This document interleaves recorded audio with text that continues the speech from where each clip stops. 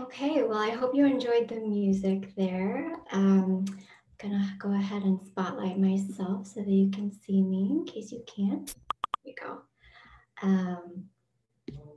Great. So welcome everyone to our CalWeek session called Entrepreneurship Community at Cal. This session is brought to you by the Sutardja Center for Entrepreneurship and Technology, which we call SCT. So my name is Michelle Lee. I'm the Academic Program Manager here at SCET. And just again, welcome and congratulations to you all. In today's session, we're going to talk a little bit about SCT. So I'm going to start out with an introduction to the center and what we have to offer. And then we have Ken Singer, who is our Chief Learning Officer and Managing Director of the center, who's going to talk, give a little overview about the types of courses that we offer and just how we teach in general. And then the second half of the session, we have a couple of our student teams here to give you some more insight into their experience in our classes and what they've been doing in terms of building their own startups. So the first team we have is actually from our Innovating Through Crisis Challenge Lab that is a current class that Ken is teaching. So the students will talk about what they're actually going to be teaching as their final, I think pretty soon. And then the last team we have is actually one of our teams from a couple of years ago. So they created a startup in the class, I think in spring 2019, and they've actually gone on to continue their startup. So it would be a great insight for you to hear from all of them. And then at the end, we'll have some time for questions. So I do want to mention this is a webinar. So if you look at the bottom of your screen, there should be a little Q&A icon. There's also a chat, I believe. So if you have questions, please put them in the Q&A and we will answer those either during the presentation, depending on the timing. We might type in the answer or we might hold them to the end when we have questions and we'd like to share that with everyone. So that's a little bit about today. So I'll just dive right into a little intro about SCET. So if I'm guessing you're all here because you're interested in entrepreneurship. So great step for joining the webinar. Berkeley is a really great place to be if you're interested in entrepreneurship and innovation in general. So SCET is part of the entrepreneurship and innovation ecosystem at Berkeley, but there are lots of other resources as well on campus. And I encourage you to take a look at this website, begin.berkeley.edu, which kind of compiles that list of directory and gives you kind of a roadmap of where you can go from there. But SCET, we obviously focus on entrepreneurship and technology, and we offer courses each fall and spring semester, and sometimes in the summer as well. We have a summer abroad program called Global Entrepreneurship and Innovation, and we have a certificate in entrepreneurship and technology. We have research opportunities, and so I'm going to talk a little bit about each of those today. But first of all, I just want to also mention that all majors are welcome and encouraged to interact with SCET. You don't have to be in engineering, even though we are located within the College of Engineering. One of our values is diversity and creating what we call a collider environment.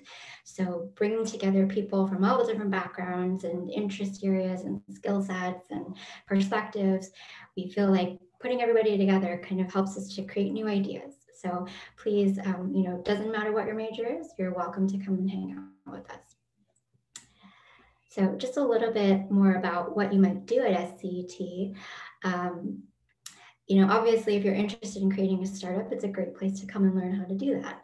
But even if you're not interested in creating a startup or you're not sure yet, then you can certainly get a lot out of our classes.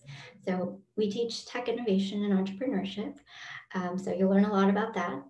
But these are some of the great things about our classes. You'll learn from experts in their field. So all of our lecturers, our instructors, are experts who have created their own startups and have firsthand experience to share with you. But you'll also be in a classroom with lots of different classmates from different backgrounds as well. So you're learning from lots of different people. You're building your network in that way also. And we pride ourselves on giving you the opportunity to actually address real world problems through actually working on hands-on projects. So you'll come out of our classes with a portfolio of projects, which is a really nice thing to show employers as well. So again, obviously you can learn how to grow your own startup if that's something that you'd like to do, but you will also come out of our classes, hopefully, having strengthened some transferable skills, which you can use for lots of different things in life in general, right? So things like leadership and communication and knowing how to work with people from different backgrounds and whatnot. So we hope that our students come out of our classes being able to be innovative leaders in their fields, whatever that ends up being. So that's just a little bit about SCET. But we do have startups that come out of our classes. So these are just a few of them, and you can see our website for more information. I also like to point out that we are a community. So we have different types of events and things going on all the time. So even if you're not taking our classes, or even right now before you start taking classes, you're welcome to check out our website, see what events we have, and join those. All right, so kind of getting into some of the nuts and bolts here. As I mentioned, we have a certificate in entrepreneurship and technology. And again, all majors are welcome and encouraged. You don't have to apply to start it, but you actually apply when you're completing the requirements. And you can overlap your courses with your major or your minor requirements as well. So it doesn't necessarily have to add time to your graduation. You don't have to necessarily stay long or anything like that. There are 3 possible tracks to earn the certificate, and all of these details are on our website for anything I'm talking about today. So this URL down here, if you go there, you can get to any of these topics. But the most popular track we have for our certificate is our coursework track, where you take our Newton lecture series, which is 1 unit plus 5 units from our approved course list. So 6 units in total, which could be done in about 3 classes. Our startup track is very similar. So the Newton lecture series plus 4 units. And then most of our students do an internship at a startup as their program participation. The 3rd track is our study abroad track, where you participate in our study abroad program and then you earn the certificate. So that is the certificate. So Ken is going to talk a little bit more about our classes in general, but I just wanted to throw this up here so that you can see our upcoming fall classes. And again, all majors are welcome and encouraged. I did highlight the Newton lecture series here because that is required for at least 2 tracks of our startup. And so it's a great way to get started. It's a lecture series, and it's pass-fail. So it's a great way to get an introduction to this space and see if it's something that you're interested in. And Michelle, this is not in a list in order. So it's not like you start out with at the top and go through the bottom. This is organized, I think, with actually credits. But definitely start with the lecture series, right? And then if you can get into the boot camp because it's so crowded, that's, I think, the next really exciting place to go, because that'll give you in just a week a taste of what it's like to be an entrepreneur. And if you like it, then all of the other courses become much deeper treatment on how to be an entrepreneur. Yes, thank you, Ken. And you can check out our website to see more information about each of our courses. So even if you're not taking them this fall, you can just start getting an idea of the types of things we have to offer. And just a little bit about our study abroad program here. And Ken can talk much more about it since he's part of the leadership there. But the first week is what we call a leadership week, where you're building leadership skills. And then after that, you basically develop an idea for a tech startup in about 2 weeks. And you're collaborating with the European Innovation Academy. So students from all over the world, very cool experience.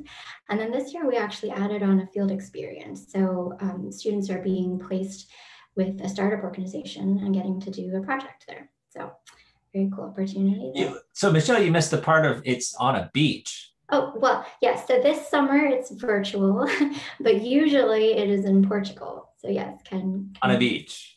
Yes. Oh, well. Yeah. Great.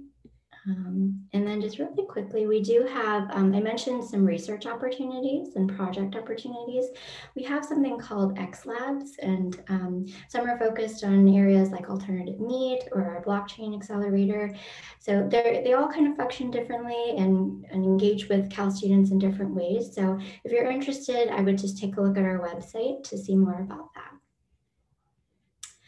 And then last plug, I do want to invite you all to our Collider Cup, which is coming up next week, if you're available, and it is recorded. So if you don't have time, then you can always watch it later. But it is our showcase of all of our top teams from the semester. So each class nominates their top team. They come to this Collider Cup, they pitch their startup, and then somebody wins. So it's a really exciting way to just learn a little bit more about what our students are doing in our classes. So a little bit about SCT. I hope that that was exciting for you. And again, you can see our website for more information. And now I'm going to turn it over to Ken to give you a little bit more insight about our courses. So I think there was a question about what should you take as a freshman, and that came up, and I think Jesse's answering it. But the key thing I would say is the Newton series is for all levels of student, but as a freshman, you'll probably get a lot out of it. So I'd hold off on taking more of the project-based courses until later. After your freshman year, I highly recommend that summer, regardless of your degree, regardless of your major, to do the study abroad, because after that, there'll be pressure to do internships. So you'll want to do a study abroad in your academic career. I highly recommend it. It's most students who go through it say that that was the highlight of their academic time at Berkeley, because they got to experience so much in such a short amount of time, whether it's during the semester or the summer. But yeah, so freshman year, Newton series, then that spring sign up for the summer study abroad. And then after that, you'll be prepared to take any of the other courses that we offer. So I am going to talk a bit about our courses, but from a very different angle. I'm going to talk to you about how we teach, and I wanted to give you a little bit of something that I wish someone had told me when I was coming to college, and I wanted to help you be better prepared for the rigors of Berkeley. So I'm assuming those of you who are still attending these CalWeek events that you're still considering Berkeley. You may have already decided on Berkeley, but for those who haven't yet decided, if you want to be an entrepreneur, there is no better place than Berkeley to do it. And you'll hear from students currently working on projects that are becoming companies. They'll be sharing with you their experiences and real experiences from them. So I can't advocate Berkeley enough for that particular area of just technology innovation. So you'll hear this term, the Berkeley Method of Entrepreneurship, when you get here. It is a methodology that we developed here at Berkeley to teach really academically focused people on how to commercialize the things that they have invented. It's a different way of looking at entrepreneurship. And because oftentimes people think entrepreneurship is a business activity that should be done in the business school. And yeah, it is part business, but most business schools focus on helping existing businesses grow. What entrepreneurship is the creation of a new business. And the act of creation is really an engineering act, and which makes it makes sense why you would have an entrepreneurship program in an engineering school, because we're here to help people learn how to build things. So it's through that lens that we've created our methodology. Those of you who are current students who are on the call from these teams, you recognize this slide. I just want to give you a little dose of reality. You'll have a plan on how you're going to just nail the landing here at Berkeley, but I just want to let you know the reality is a little bit more complex. It's going to be some interesting turns, some unexpected decisions, and maybe dual degrees, maybe changing colleges, maybe changing degrees. I changed my major probably half a dozen times when I was at school. So be prepared to listen to the world as you are learning about what you might want to do when you realize some of the things in your dream path don't necessarily make sense anymore. How to succeed? How do you succeed in college? Well, there's three things I want to share with you. The first is you need to understand how university teaching works. It is not like high school. Okay, it's very different in a couple different ways. You got to understand what curriculum is. It's what's in the class. It's the what. What is being taught, what topics, what subject matter, what major lessons that are being imparted there. Pedagogy is the way it's taught. And I'll go into that a little bit in my later slides, but there's a key difference between high school and college is that pedagogy is massively different. And then you want to also understand what the course intent is. And the ugly truth of universities like Berkeley is that sometimes courses are not there to necessarily teach you things that you're going to ever use. Sometimes those courses are there to weed out students so that they can have smaller classes later on in the upper division. So those are like your math courses, your physics courses, introductory bio. A lot of this is to weed students out and try to figure out who are the most serious and the most academically prepared to continue on in those areas. So think about, as you decide what classes to take, do you really want to learn things about that topic? You might want to take more of an introductory survey course rather than a hardcore topical course. So make sure you understand what the courses are intended, what they're designed for before you take them. Learn how to study. So high school is designed so that on a daily basis, you get a measured, filtered drip of information and assignments that you should be able to do by the next day. College is super different. It's weekly unfiltered ocean water, as to extend this metaphor, where you have to learn what to filter in and what to filter out. And it's on your own time. You have to figure out how you work. You have to know how you study, when you study the best, what things to study. They will assign you 300, 400 pages of reading, and you have to figure out what parts of that you should focus on and what elements are important to remember and to take notes on. So if you don't have the habits of that kind of studying, then I would beef up on that over the summer and learn how this works here at the university. And then also learn to hack your own learning style. Everybody learns differently. We think differently. We have different interests and different levels of attention. And so understand how you learn, what your attention span is, and learn how to hack it, and make sure that you are paying attention to the things that matter and the things that will help you be successful. Okay, so pedagogy. There are classes that focus on knowledge transfer and classes that are more experiential, more practical. And the difference is with knowledge transfer, it's usually for topics where there's already a very large existing canon of knowledge that we've all decided is true, theories that have been codified as fact, let's say theory of relativity, right? Things like that. And you learn from texts and you learn from lectures. So you see this sage on the stage telling you what we already know, and you just have to take notes and you have to memorize and maybe regurgitate that back. And that's useful for certain topic areas, like in physics or in political science or econ.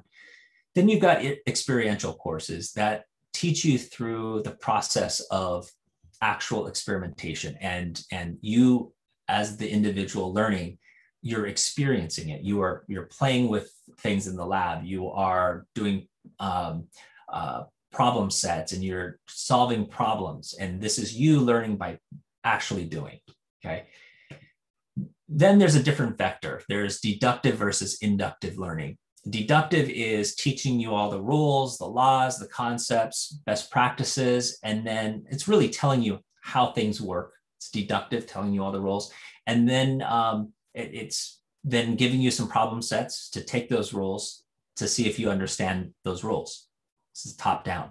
Inductive learning is the opposite. And that is when you experience something first, and then you explore the cause, the why. Why is it that what you're seeing is true, right? What is it that you're seeing? Is this is this carbon? Is this lithium or whatever? You are using your own experience to try to inductively figure out what's there. And it's a discovery-based model of learning, right? It's that you discover how things work rather than being told, right? So it's more show versus tell. And it's looking at the effect and looking for the cause. Now I'm going to run out of time here. So this is what, if we were to look at a basic breakout of pedagogy, You have classes, your traditional classes here, the bottom left-hand corner. They are your STEM courses, your social science. You get lectures and you get textbooks and you get tested. Okay, those are going to be a bunch of your classes. You'll have to learn how to do well in those. And they're deductive because they're just telling you what the rules are. They're telling you the theory. Then the bottom right hand is they're experiential, but they're deductive. So it's kind of like your chem labs or your bio labs. They teach you all of the rules because they don't want you to blow yourself up in chem lab, right? They're teaching you those things. But you're experimenting. You are learning by doing, okay? And you're doing problem sets and exercises.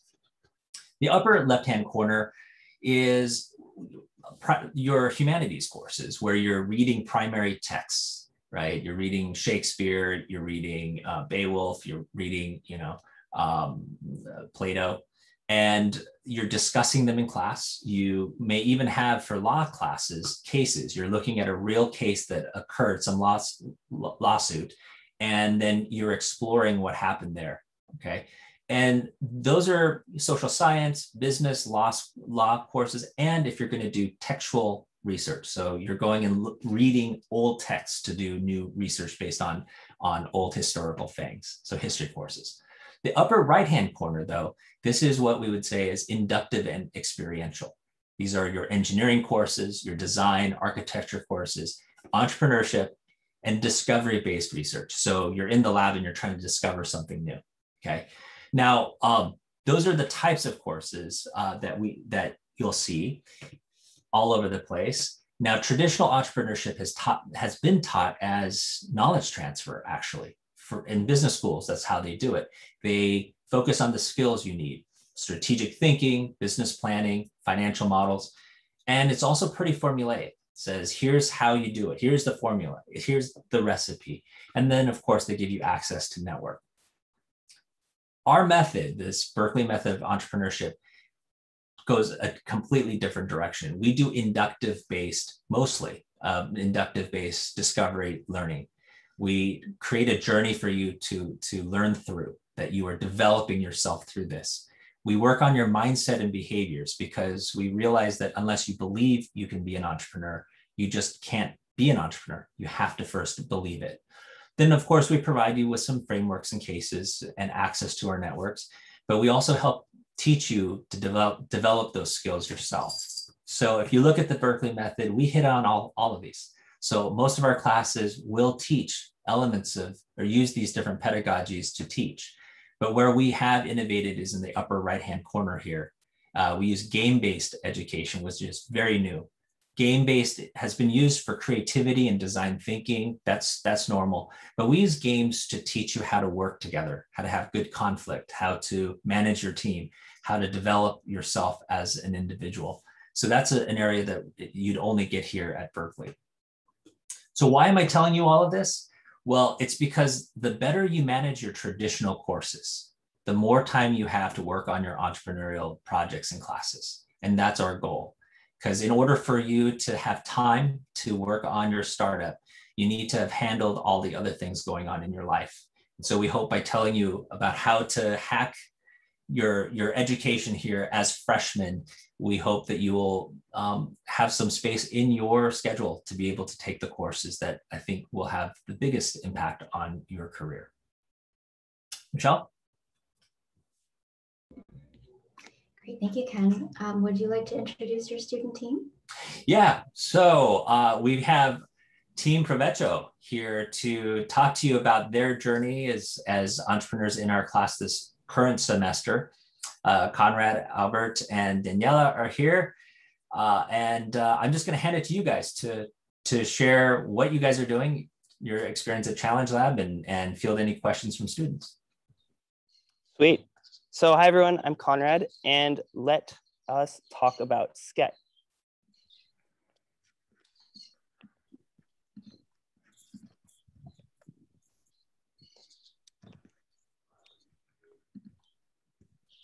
So it's generally a pretty good sign when, sorry, me and Albert are fighting over the control here. It's generally a pretty good sign when all of your students come to your last class with mustaches in your very honor. Obviously you can tell Ken is exciting teacher to work with. Albert, we see your screen. So this was a really special class because it really combined some of the best engineers, designers, history majors, philosophers, and it brought them all together into one special class to create epic meals about a professor. Epic memes about our professor. But aside from that, we were also tasked with creating a startup, and we were encouraged to break the rules in the process. So a lot of times it felt like this. But fortunately, thanks to SCET, we were given the tools that we needed to build our own parachute mid-flight. And turns out a lot of these tools aren't just applicable for building a business, but actually life too. So each class, we would fill out 2 feedback loops. And basically, this was a place for us to jot down anything that stood out to us, any teachings. And each week, we would do a video blog. And that's where we would reflect on the week, any obstacles that we were facing. Now, for both of these, we were encouraged to not just regurgitate what we were learning, but actually to dig a little deeper and really try to discover these insights that we could not only that we could actually use for ourselves in our business and in our personal life. Now, the kicker is at the end, we would go through everyone else's comments. We would rewatch our videos. We would watch how we were communicating in group projects. And so we weren't just learning from the professor and the guest lecturers, but we were learning from ourselves because they kind of steered us in the direction of really critical self-analysis and reflection. And so you got to see like, what kind of role do I actually play in a team? How did I respond to rejection? And why am I taking over everyone? And so without even realizing it, we were really preparing ourselves to not just be better teammates, but actually leaders. Yeah, for all of you that are considering Berkeley, Berkeley is one of the best engineering places in the world. And I think one thing that really stands out about it is that you have these classes like Indent 185 where you learn by doing, and you learn by learning how to execute well on real projects and real startups. A lot of the classes, CS classes, they teach you about the theory, they teach you how things work, but really what you need to know is how to actually build by, trying and failing. And that's what this class was all about. It was learning by breaking. As an engineer, you'll be placed with other non-engineers on a team because, you don't want a team full of engineers, but as your role is going to be to build. And you're going to want to build as much as you can, as quickly as you can. And it's going to result in a lot of failures, but eventually you're going to create something great. And I think that's what's really unique about Berkeley engineering, which is that it teaches you to build by actually doing. Right now we have an amazing website, quick plug, provecho.app. If you want to check it out on the website, we're going to have a beautiful mobile app and web application coming soon.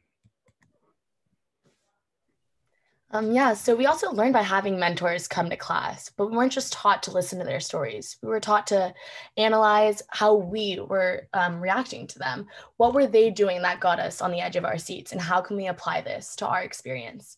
We were also put in touch with mentors within our industry, and Chai actually gave us the insight we needed to help us establish a viable monetization strategy.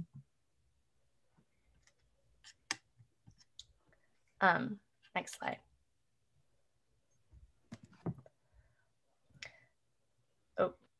One more. Sorry. How about you do it? Yep, gotcha. Okay, cool.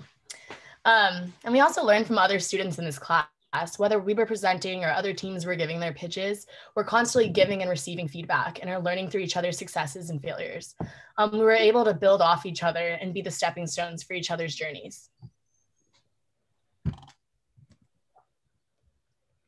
So, speaking of pitches, basically anywhere else in the world, if a random stranger comes up to you and says to enjoy your meal, it's probably because they're hitting on you. But in Latin America, it's actually a part of the culture. And so that's where the name came from. this word actually represents people coming together through food. And that's exactly what we're doing. So Albert, I'll stop toggling if you can just control it. So we're creating a social platform to connect you to your friends through meals that you can actually make. And the reason we've gone about this is because right now, cooking is designed to fail. And that's because when you Google a recipe, you're not finding the best recipes. You're finding the recipes with the best SEO. And in order to have good SEO, you need to have a really long blog post that's keyworded throughout. And in order to make money from that, you have to pump it with ads. And so while this is great for the creators, for us on the recipe experience side, it's quite unfortunate.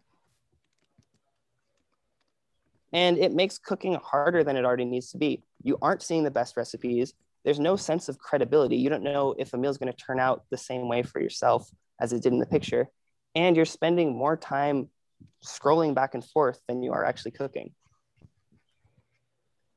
So we're flipping the script. Instead of creating a place where we bring in the best chefs and have them promote their content, we're creating a platform that lets you and everyone else in the world post their own recipes. And by making it social, meals come from a friend, so you know whether or not they're actually going to be good or not. And it all takes place in an app that has been designed to be absolutely frictionless, all while still paying creators. Sorry. And we've tested this concept with our Facebook group and also like 95 Zoom user interviews. Social media is where the majority of our ad dollars go to. So these are numbers that's the evidence that people are already using cooking through social media. And this is our app. It feels kind of similar to Instagram or TikTok, but it's super user friendly. It's way better because it's all about food. You can click on the images and it takes you to a dynamic recipe. You can check steps off and you can switch off between ingredients and procedures. And we also thought it was really important to add the feature remakes, kind of similar to TikTok in the way that you can like remake a dance using the same sound, but this time with recipes. So you can recreate anyone's meals and share it to your friends. So you can see your recipes flourish and change throughout the world. And you can also have a search bar where you can search the specific ingredients that you want to use for your recipe. But yeah, so we wanted to give creators a more creative way to monetize, but we're giving companies the opportunity to get their product in their final form in front of the eyes of people who are hungry at that very moment. And again, a way for creators to monetize their talent in the kitchen, but using existing APIs. And this is something that we see Amazon and Instacart already do with some cooking apps today.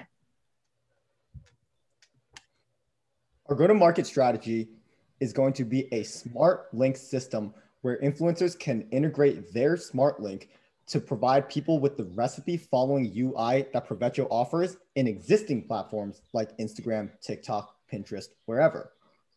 With this smart link system, it just allows creators to leverage their already existing content with their already existing fans and hop them onto Provecho, where hopefully they'll be able to monetize all the past creations that they've done and give their recipes a longer lifetime.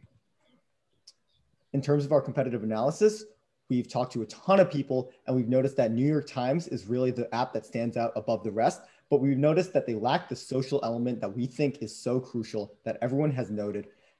They do a great job of curating amazing recipes from the best chefs around the world, but we realize that people are actually intimidated by these chefs and they want to see, kids cooking in their Berkeley apartments and seeing, hey, my friend made that, my friend made this ramen, I can actually make it too.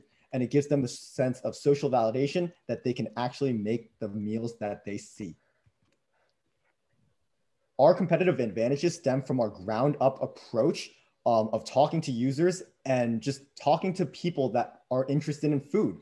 And not just that, people that are passionate about cooking, food influencers. So we've determined that instead of going the star-studded shiny recipe route, we were going to make it community focused. It's going to be for college students, by college students, and it's just going to be an overall better cooking experience than a blog post filled with ads.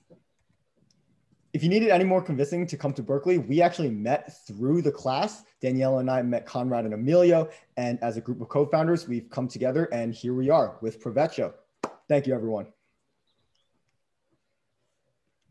Well done, guys. Not 3 minutes yet, but you're getting good with that, and the slides are like just mind-blowingly good. So well done, well done. So Michelle, handing it back to you. Thanks. So I think we're going to move on to our second team now. So if you go ahead and turn off your cameras and then turn on your cameras if you're going to be speaking, and I'll take it away. Sweet. Hi, everybody. Hope you're doing well. We're Sundial Foods. We're a small plant-based startup based here in Northern California.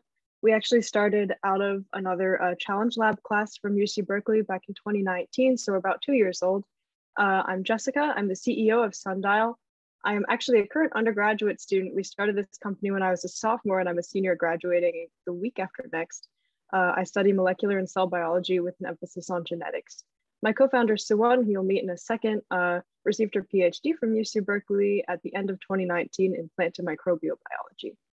So I'm going to let Suwon go ahead and introduce how we started Sundial out of a Berkeley class. Cool. Hi, everyone. I'm Suwon. Jessica just mentioned our journey started when we met in the Outmeet class at SCET. And just a quick intro for the class. This is a class offers students the unique chance to identify and solve challenges in the meat alternative industry by creating their own innovative products. And yeah, the class gave you lots of connections from the industry, and you will be solving real industrial problems. And for our team during the class, we were trying to solve this dryness problem of the plant-based meat product. And yeah, we came up with a pretty innovative idea by adding a plant-based skin to the product to prevent moisture and oil leaking to increase the juiciness of the product. And then we end up with taking this idea to the Collider Cup, which Michelle just mentioned, and we won the Collider Cup in 2019. And after the Collider Cup, we continued and co-founded Sundial Foods. And then again, through SCT connection, the Outmeet Lab connection, we joined an R&D accelerator program in Switzerland, and Jessica will tell you more about it. So for about a year, from March 2020 till March 2021, we actually based all of our operations in Switzerland. We were doing a collaboration with Nestle Research there. Nestle had a representative who was sitting in on our class during the Altmeets class. And when she found out that we were taking our idea from the Collider Cup to actually turn it into a company, she reached out to us and said, hey, are you interested in joining our new accelerator? They hadn't had a lot of startups through there yet. It was mostly Nestle internal team since they're such a huge company. So we joined. We were pretty excited about packing our bags and getting to go over to Lausanne, close to Geneva, for a year. But actually, we had a really, really wonderful experience. It was kind of a shock for both of us coming from these heavily biology-focused majors to suddenly see just how much goes into actually launching a food product. We learned in terms of quality, food safety. We actually, because of COVID, we're not able to get a lot of people to help us build the industrial line. So we spent many long summer days dragging equipment around a pilot plant in Lausanne and building the line and producing this product, the plant-based chicken drumstick, which, as you can see on the right, there's us very excited finding it in the store as we launched it there late 2020 for about 8 weeks to do some shop testing and gather consumer feedback.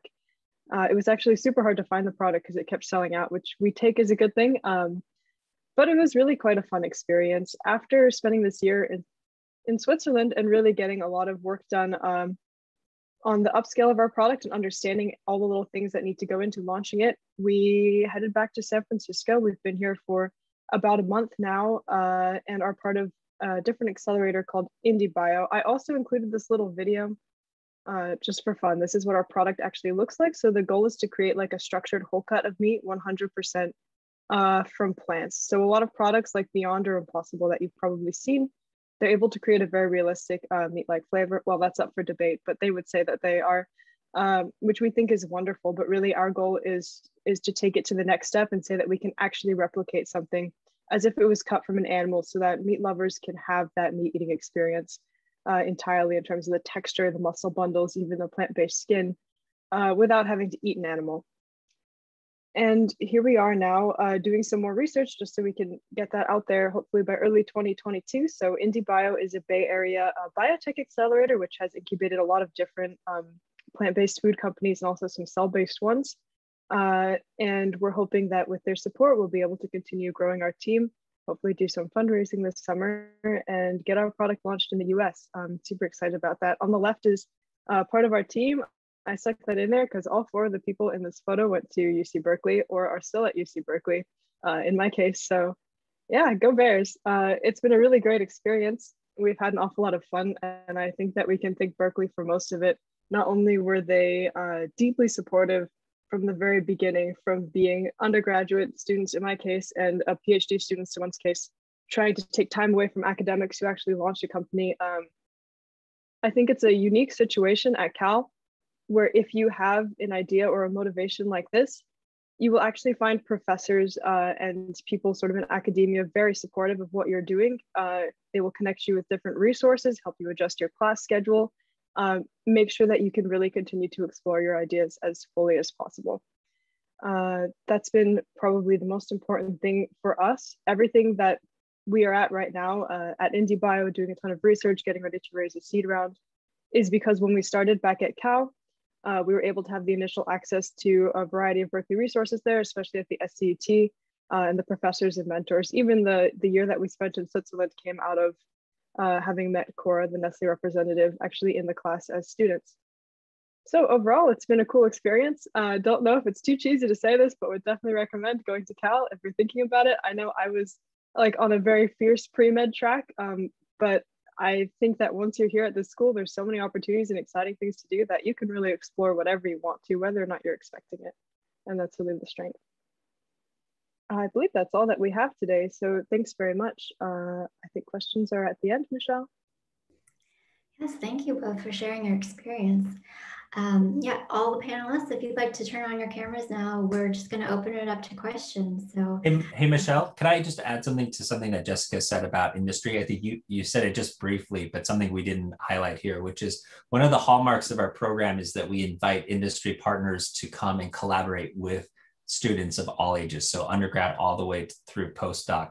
And these are companies that you are familiar with, like Nestle, for you guys, right? To Facebook, Google, a bunch of different banks, because we have a blockchain accelerator here. So part of the education, what's so unique about this place is that it feels real because it is. You have industry people who are in the classroom with you, whether they're learning the same material or they're creating projects together with the students.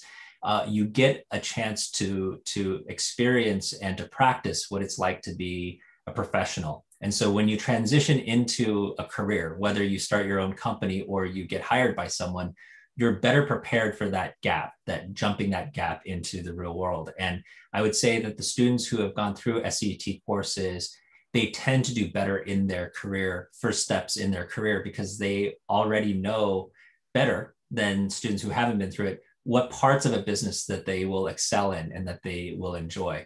They've experienced marketing, they've experienced product development, they've experienced leadership. And so they have more information to make better decisions about what they want to do. I'm not saying it's making it easier to make that decision, because I know with the Provetro team, there are so many options in front of you that you tend to have opportunity cost issues with what you want to do. But it's better to have opportunity cost issues, having too many options than not having any. And I think the students who go through this program are just better suited. And Conrad had referenced Chai, one of the mentors. He was a Berkeley student.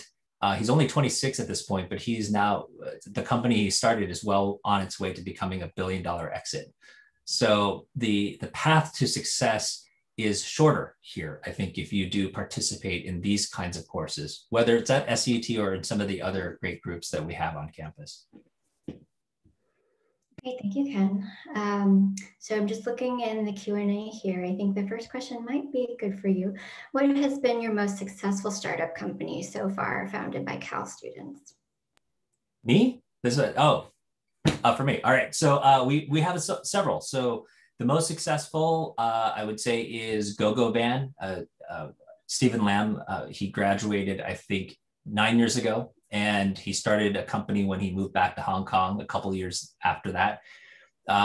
He got kicked out of the US because his visa ran out, and so he had to go back home. And unfortunately for the US, he created a company that was $1 billion exit, literally $1 billion exit, but it was based in Hong Kong. So it could have been based here had he been able to stay, which is one of the things I keep pushing, is to try to make it easier for people to stay and innovate here, because it's jobs and opportunity. But he's one of them. Then we've got a founder, one of our students created a company called Echo, and they are innovating in the telehealth space. They're one of the dominant players now. Also started by a 22-year-old in one of my classes about 8 years ago. Another one is, and they'll probably be $1 billion exit too, but another one is the farmer's dog. And it was an idea that, I'm going to be super honest, I did not get it at the time because I didn't have a dog. But their company creates fresh food for dogs that's delivered to your house. And I thought, who's going to do that? But now that I have a dog, I totally get it. So they're going to be $1 billion exit as well. Chai's company, Move, will most likely as well. And then we have my favorite company right now, which is Foresight. And they are a mental health company that's set up mental health clinics next to universities all over the US. They will most definitely be $1 billion exit, because that is a service that is really underserved, and they're just killing it. They were profitable on day one, and they're just opening up offices all over the country. So it's not just these great companies that are emerging, but they're trying to tackle real problems that society needs solving. Anything from telehealth to mental health to your dog's health, right? All of those things are coming out of places like Berkeley, because we also think, as a major value that we espouse here at Berkeley, is to make an impact in places that other people are afraid to or unwilling to, because they don't see, they don't have the same values that we do, which is we want to make big impact for people who may not be able to do that on their own. Thank you. One question somebody asked was, will this be recorded? So I just want to say, yes, it is being recorded, and we will upload it to our YouTube channel, and you'll be able to access it from our website, so scet.berkeley.edu. And if you just go to the Cal students, it's right there, and I'll put the link in the chat again. All right. We have another question. What happens if we don't have the required technical knowledge to realize our tech startup idea? Conrad, do you want to take that one? Oh, just throw me under the bus here. Yeah, I have zero tech knowledge, but I met Albert, and I met him in this class. And so, I mean, yeah, I referenced it in the beginning a little bit, but the whole idea, at least with our class, was like, let's throw a bunch of people from a bunch of different majors into a class and hope that they're able to build their own parachute. I think that for Albert, I know he was able to learn a lot on the fly, but I know we also have tech mentors, both through SCET, and then also people like Chai that we've been able to talk to. But I mean, that still is kind of always an issue, being a non-technical. But you didn't go about trying to learn how to code, right? You found Albert. So yeah, well, I tried to learn to code for a little, and then I realized there's opportunity cost here. I'm gonna not code. But yeah, I also think I can speak on this a little bit, because even though Conrad refers to me as the tech guy now, definitely just a year ago, I wasn't nearly as technical as I am now. I was taking these CS classes, but I really didn't know how to code. And really what helped me was just jumping into a side project with a bunch of my friends and just trying to get into it. We didn't really want to make it like a huge company. It was just a great learning opportunity for us. And I'd say, if you don't have the technical skills now, that's totally fine. I assume most of you guys are 17, 18. A lot of people start developing their tech skills well into their 20s, well into their 30s. Just because you're not a technical founder now doesn't mean you won't be able to develop those skills, because really it's just about being willing to learn and being. And Albert, so you have had all these internship and job opportunities that have come your way, right? And you've been through these interviews, would you say if you just took your CS courses, would that have qualified you to get these jobs? Or do you think the additional work that you've done outside of class where you're really building things and applying and really coding, did that make a difference? Absolutely not. I think the stuff that you learn in CS classes is great for fundamentals, but to pass any of the interviews or even to get them, a lot of times they have like pre-screening things now. To even get and pass these interviews, I don't think I used a single drop of CS knowledge that I learned here at Berkeley. But what I did use was the knowledge that I acquired from doing side projects from the people that I met here at Berkeley. And I definitely wouldn't have done those side projects on my own if it was just like me alone, whatever. Having this really great community of super talented people around me is really what ultimately got me there. Okay. So it's like projects like in this class that you were in that helped you be able to. Absolutely. That's where I was leading the witness to try to answer it that way. But yeah. And this is the thing that I think most students, it's a shocker, is that your classes do not prepare you for work. What it does is it gives you those fundamentals and those foundational things that Albert was talking about, but you have to learn how to practice those in the real world. And classes like ours and the projects that Albert's been working on the side, those are the things that allow you to practice those moves so that you can land those internships and those jobs. Great, thank you. We have a couple of questions about the Newton lecture series. Have any of you students taken the Newton series? Anybody on here? No? Okay. I'm currently in it right now. Oh, great. Daniela, do you want to talk a little bit about it? Yeah, it's honestly so cool. Didn't really know what to expect going into it, but every week we have a guest speaker, and they just kind of tell us, they don't really like brag about their successes, but rather just tell us like their whole story and their journey and the ups and downs. And it's just cool to hear the perspectives from the like person themselves and learn from their experiences. And yeah, overall, I suggest it. I think someone asked if you can take it freshman year, which you definitely can, right? I definitely suggest taking it if you guys have the opportunity. Who are some of the speakers you saw that were notable, and why? I mean, one of my favorite speakers was the former CEO of Google, Eric Schmidt. He was awesome. Like, he was so transparent and so like real, which was like, you know, you don't always expect that from people at that level. And it's just like, it's so inspiring, honestly.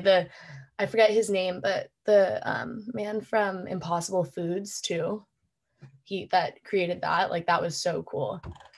Yeah. Great, thanks for sharing that. Mm-hmm. There was a bunch though. Every speaker honestly was awesome. And I've interviewed some of the speakers at the Newton series as part of my role. And so Stephen Lamb came to tell us about how he started his company at 24 years old and was able to sell it. And I was supposed to be one of the interviewers for Jennifer Doudna, who just won the Nobel Prize, and she spoke last year. So, and she's incredible, such an amazing mind and speaker, and so down to earth as well. You're like, at the time she didn't have her Nobel Prize. Everybody was waiting for her to get it.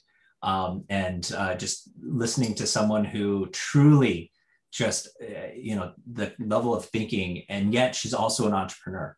So she's just a, quadruple threat. And she was just amazing to listen to, and having, freshmen, sophomore students be able to hear that directly from someone who was only, a few decades ahead in their journey, right? But the same journey that she took. So it's the whole purpose of that speaker series is to humanize what it's like to be successful.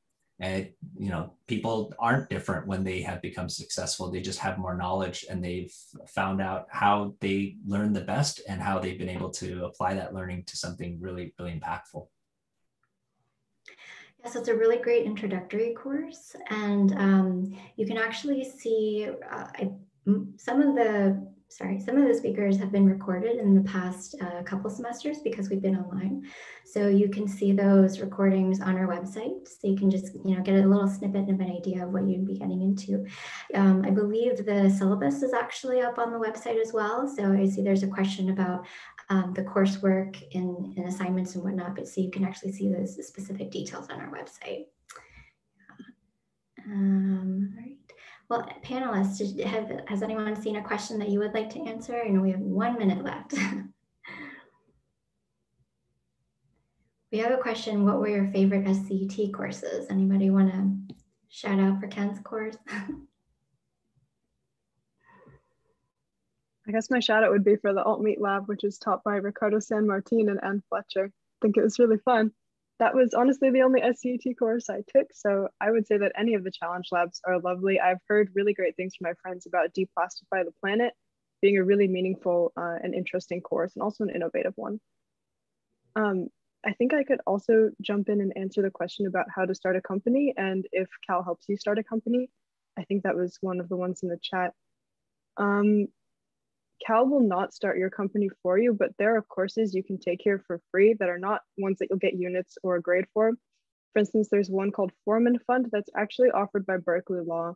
But if you're thinking about starting a company, then for 2 hours a week, you can go sit in a building in Berkeley Law, just like a couple minutes away from your other classes, and get very detailed instruction from a lot of Berkeley lawyers on all of the steps that you need to go through, how to like register, how to incorporate, how to trademark, how to pick your name, all of these things. So Berkeley definitely has the network out there. If you just go up to someone at the SCT and ask like, hey, I want to start a company, where do I start? They will give you the list of things that you need to do.